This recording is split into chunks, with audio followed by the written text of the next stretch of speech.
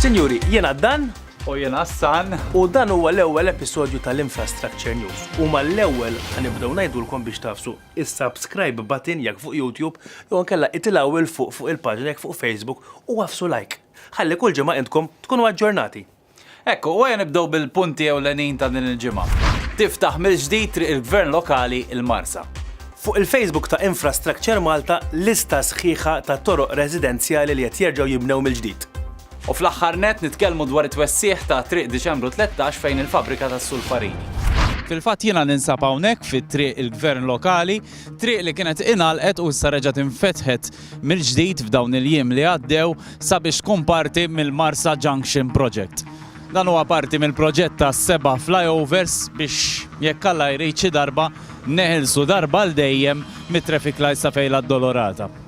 Triq il-Gvern Lokali warajja li taqqat triq Aldomoro flimkien ma' triq Garibaldi b'direzzjoni lejn il-Belt Valletta hija wkoll l-uniku aċċess li wieħed għandu lejn Ħall-Qormi jekk kemm il-darba jkun se juża it-triq ta' fejn iċ-ċimiterju tat-Toroq.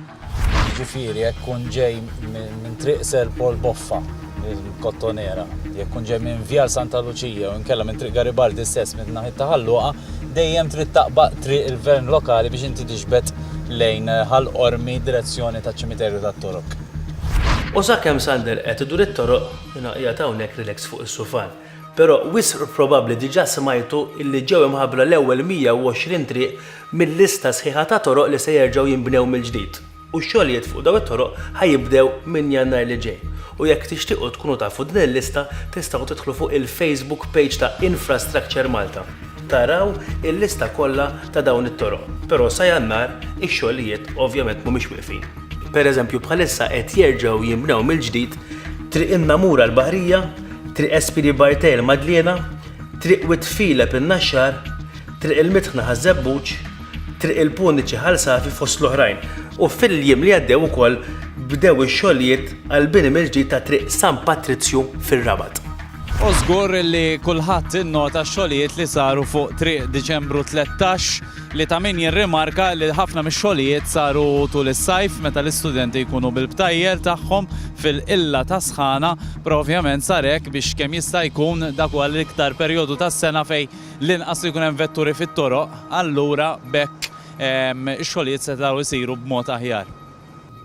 It-twessieħ ta' triq Diċembru 13 hawnhekk fejn il-fabrika tas-Sulfarini kienet essenzjali nistgħu ngħidu hekk u għamlet id-differenza kollha għaliex issa flok iż-żewġ korsiji li kienu qabel hemm 4 li kollha qed jagħtu lejn il-belt illi tagħmel differenza kbira f'dak li hu traffiku.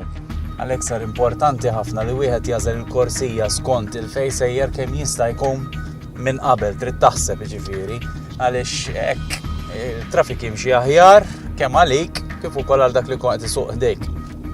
U sinjuri dawk kienu l-Infrastructure News u nfakrukom biex dejjem tafsu subscribe. Jew inkellek qed tarawna fuq Facebook like tal-page ħalli dejjem żommu ruħkom aġġornati. Dawk kienu l-Infrastructure News, grazzi Għall-Infrastructure Malta.